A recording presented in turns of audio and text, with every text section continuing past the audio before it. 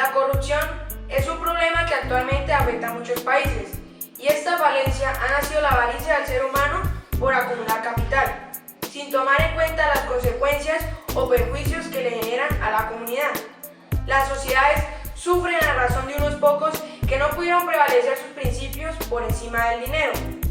Ojos Vendados es la culminación de años de investigación del periodista argentino Andrés Oppenheimer. En este ejemplar se relaciona la gran potencia que es Estados Unidos con escándalos de corrupción que tienen origen en América Latina.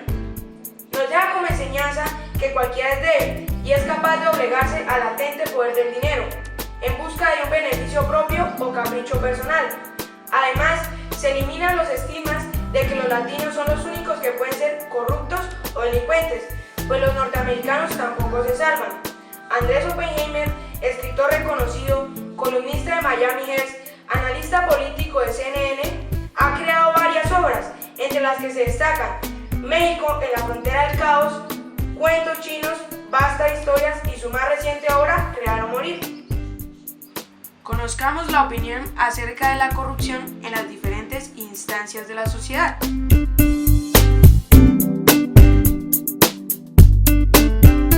Según la Ley 100 de 1993, antes de la Ley 100, el Estado distribuía el dinero a los hospitales y los hospitales podían en sí dirigir ese dinero y administrarlo como ellos quisieran en pro del beneficio del pueblo. Mi pregunta sería, después de la Ley 100, el dinero es distribuido a las EPS y estas EPS distribuyen el dinero a los demás hospitales. ¿Creen sí que en la actualidad la mala distribución del dinero o en sí la corrupción desde las EPS ha afectado en sí el sistema de salud? Naturalmente. Lamentablemente la Ley 100 es una muy buena ley para nosotros los colombianos porque empezamos a partir de la Ley 100 a gozar del derecho a la salud. Todos los colombianos tenemos un carnet con el cual nos atienden. Lamentablemente la distribución de los recursos se los destinaron a las EPS para que ellos de ese dinero solamente el 7% lo administraran y el 93% es para pagar los servicios de salud, pero que lamentablemente no se da porque ellos manejan ese dinero para otras cuestiones menos para salud. ¿Crees que en sí se puede inculpar a la corrupción desde las EPS de la opinión general que tiene la población respecto al deficiente sistema de salud? Sí, el sistema de salud es deficiente en el momento en que no le llegan los recursos para cancelar todos los gastos que tiene que hacer para prestar un servicio de salud, desde cancelar los salarios a los profesionales, a todos los empleados de la salud, como la compra de suministros para esa misma atención y los mismos servicios públicos que demanda la prestación de los servicios de salud. Entonces, si no llegan a los recursos, inmediatamente todo empieza a funcionar mal. No hay con qué comprar un anestésico para hacer una cirugía, entonces se va a postergar la atención a cirugía porque lo poco que hay es para las urgencias. Entonces las cirugías programadas se van a postergar a 2 meses, a 3 meses, a 6 meses y empieza a represarse todas estas cirugías y estas personas que no pueden esperar tanto tiempo terminan muertas o terminan en situaciones bien difíciles, su salud se descompone más esta persona y lamentablemente termina muy mal la salud. Y eso es lo que está sucediendo en este momento en el país. Entonces, las personas no pueden ser atendidas porque no se tienen explícitamente los recursos para atenderlas. Sí, correcto. Mientras los recursos los siga manejando de esa forma las EPS, lamentablemente las instituciones prestadoras de servicios de salud, que son los hospitales, una clínica o un profesional en sí, ellos van a tener dificultades para prestar un excelente servicio. Ellos están en disposición siempre para prestarlo, pero no lo pueden prestar lamentablemente como debe ser.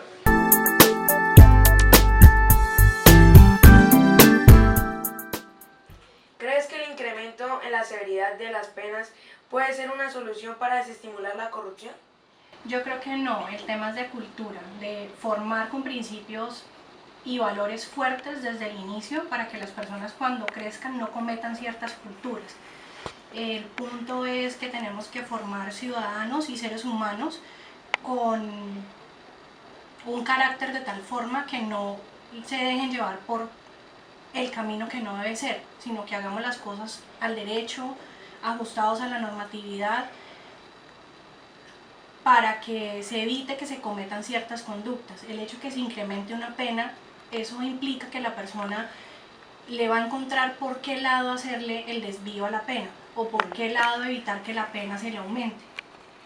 Va a encontrar situaciones que le atenúen la pena o demás. El ejemplo claro es lo que pasa ahora con conducir en estado de embriaguez. Se incrementaron las penas, evidentemente ha disminuido el consumo de bebidas embriagantes mientras que se manejan vehículos automotores, pero eso no quiere decir que la gente no lo siga haciendo. El tema es de generar conciencia en las personas para que eviten hacer ciertas actuaciones que generan un detrimento para la sociedad, para la comunidad, para un entorno social. ¿Cómo se puede judicializar a una empresa multinacional que realice actos delictivos en un país extranjero para llevar a cabo negocios?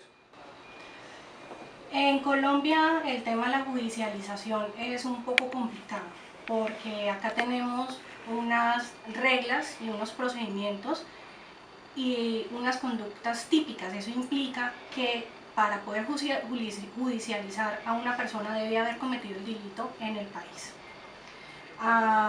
Tendríamos que hacer convenios con otros países o tratados internacionales con otros países para que se pueda judicializar en Colombia a colombianos que cometan delitos en el extranjero.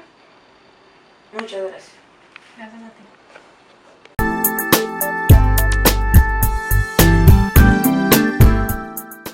¿Por qué cree que algunas personas solo piensan en subir al poder solo por el dinero? Bueno, pues muchas gracias por la entrevista. Considero que las personas que suben al poder pensando solamente en el dinero es porque realmente no tienen el conocimiento pleno de lo que es política, sino que en lugar de la política piensan que politiquería se puede convertir en llegar a tener el poder. Buscan el dinero, ¿por qué? Porque no tienen de pronto el conocimiento ni la experiencia ni las ganas de hacer algo realmente por la comunidad que lo elige. Ser político realmente es servir a un pueblo. Y pues cuando no se tiene ese concepto claro, entonces se tergiversa y se piensa que llegar al poder es solamente acumular dinero y no trabajar por un pueblo. Estas personas en sí buscan el beneficio propio. Personal. Realmente no piensan aportarle nada a la sociedad ni a la comunidad que lo eligió, sino creen que estar allí es solamente enriquecer.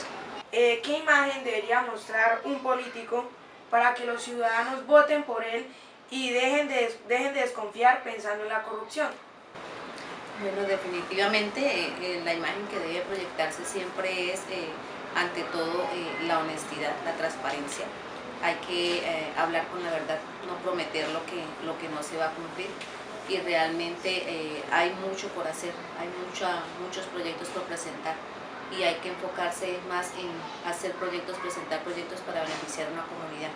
Y eso es lo que debe realmente hoy un político y un candidato proponer, tener propuestas serias, claras, precisas, enfocadas en algún determinado grupo que se vaya a beneficiar, no solamente uno solo, sino toda una comunidad.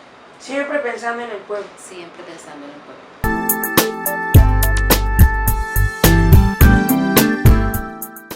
¿Cuál ha sido la inversión del narcotráfico en la política del país? Bueno, la inmersión del narcotráfico tiene dos frentes. Uno, el que se aconteció inicialmente con la llamada bonanza marimbera, que se dio a principios de los años 80, finales de los años 70, y posteriormente la ya más conocida de todos por la difusión que se dio a nivel mundial a raíz de la inclusión de ya el narcotráfico propiamente de cocaína, que se hizo en los finales del año 80. Y en ese momento podemos nosotros decir de que esos dos frentes permearon la política desde su comienzo con la finalidad de buscar dentro de la legalidad poder encontrar formas de buscar rutas de salida de estos productos hacia los Estados Unidos. En este momento es cuando prácticamente interfiere en la política tratando de buscar leyes y situaciones que favorecieran este manejo por parte de quienes la producían. La otra pregunta, ¿se puede llamar al Estado corrupto por los errores de ciertos funcionarios? No, indudablemente que no. Cuando uno habla de políticas de Estado, es cuando uno piensa en políticas que se mantienen independiente de cuál sea el gobierno, es decir, de cuáles sean las personas que están en ese momento en las administraciones gubernamentales. Decía que esto no es cierto, no hay una política de Estado que favorezca a la corrupción. Como tú lo expresabas, son personas que encontrando las falencias que tienen o las debilidades que tiene el sistema en ese momento pueden aprovecharse y fortalecerse ya sea políticamente, económicamente o socialmente. Ese favorecimiento es a título personal o en algunos casos de empresas o instituciones, pero indudablemente que no es el Estado quien favorece esta política. Son las circunstancias que se dan en ese momento en las cuales situaciones como por ejemplo la desregularización de los mercados y de la economía, leyes muy débiles que no contemplen medidas para poder frenar estos aspectos ilegales son los que favorecen que este tipo de personas sigan haciéndolo a través del tiempo, pero no como una política de Estado. Un empleado de la empresa donde labora miente sobre su estado de salud y usted se entera del acontecimiento por un tercero. Usted como funcionario del control disciplinario, ¿qué haría? Entonces, primero que todo, si a mí me llega la información sobre si un empleado de la empresa está pues faltando a sus labores, primero me tocaría informarle al jefe inmediato de la persona, del funcionario. Segundo, le pediría al tercero que me pasara por escrito sobre esta falta, si tiene pruebas que no las pueda anexar. Luego me toca reunir al comité de control disciplinario de la empresa para informar sobre esta queja o esta situación que se está presentando. Luego se reúne el comité, se elabora una acta, se toman decisiones en este comité sobre qué se va a hacer con el funcionario. Una de las cosas que se puede hacer primero sería llamar al funcionario para pues dejarlo escuchar qué es lo que está pasando, que él dé sus descargos y dependiendo de los descargos que dé el funcionario pues se le puede hacer una anotación, un llamado de atención con copia de la hoja de vida. Y si el comité pues considera que hay que abrirle un proceso, entonces se inicia la investigación, se llama indagación preliminar, y esta indagación preliminar se le empieza con la versión libre, se llama a la persona para que los descargos, se llaman a posibles personas que puedan dar declaraciones sobre esta situación que se estaba presentando. Luego se da apertura a las pruebas.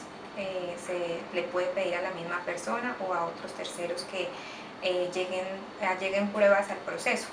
Luego al final se estudia todo lo que se realizó y se da un fallo, que este fallo puede ser que se abra la investigación disciplinaria, que se archive el proceso o que se dicte un fallo inhibitorio. La corrupción es el cáncer de cualquier país, por lo que no es extraño que resulte en graves repercusiones. Conocemos la corrupción debido a la política, pero no afecta a este sector exclusivamente. Toda una población sufre a razón de unos pocos que solo quieren llenar sus bolsillos, pero mientras ellos ascienden, perjudican a muchos. Esperemos que tarde o temprano estén frente a la justicia.